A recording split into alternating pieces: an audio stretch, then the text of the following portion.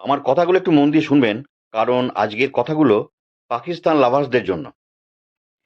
তো কাল সন্ধেবেলায় আমি বাইক নিয়ে একটা গ্রামের ভেতর দিয়ে আসছি। হঠাৎ দেখি একটা বাচ্চা ছেলে, 12-13 বছর বয়স, হাতে পাকিস্তানি ফ্ল্যাগ নিয়ে পাকিস্তান জিন্দাবাদ, পাকিস্তান জিন্দাবাদ বলতে বলতে আমার দিকে এগিয়ে আসছে। আমি গাড়িটা দাঁড় করালাম, ওকে বললাম, এ থাম, তুই পাকিস্তান জিন্দাবাদ, পাকিস্তান জিন্দাবাদ কি বলছিস? ছেলেটি চুপ করে দাঁড়িয়ে রইল। আবার বললাম যে, তোকে কি এই কথা কেউ বলতে বলেছে? সে ঘাড় নাড়ল। সে বলল, আমার খুব ভালো লাগে কাকু, আমার খুব ভালো লাগে।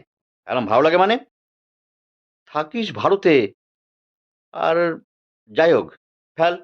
এই বলে তার হাত থেকে ফ্ল্যাগটা নিয়ে আমি ফেলে দিলাম, আর বললাম যে আর কোনোদিন এরকম করবি না, যা বাড়ি যা। ছেলেটি আমার কাছে এসে বলল, শিওর? আমি বললাম, হ্যাঁ শিওর তো। তখন ছেলেটি আর একটু কাছে এসে বলল, বেঁচে গেলেন কাকু। তারপর মুখ ঘুরিয়ে কাদের যেন বলল, এনাকে গুলি করবেন না, ইনি ইন্ডিয়ান, সাচ্চা ইন্ডিয়ান। এই বলে ছেলেটি চলে গেল। আমি তো অবাক হয়ে দাঁড়িয়ে রইলাম। দেখি সামনের ঝোপ থেকে গোটা 10 ইন্ডিয়ান আর্মি বেরিয়ে এলো। আমার সামনে এসে তাদের মধ্যে একজন আমার কাঁধটাকে এইবার চাপড়ে দিয়ে চলে গেল। মানে কি করব আমি খুঁজে পাচ্ছিলাম না। তাই ভাবলাম যে এই ঘটনাটা আপনাদের সঙ্গে শেয়ার না করলেই নয়।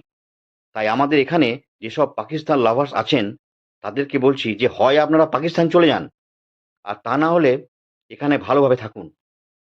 হয়তো আজ আমার জায়গায় আপনি থাকতে পারতেন, আবার নাও থাকতে পারতেন।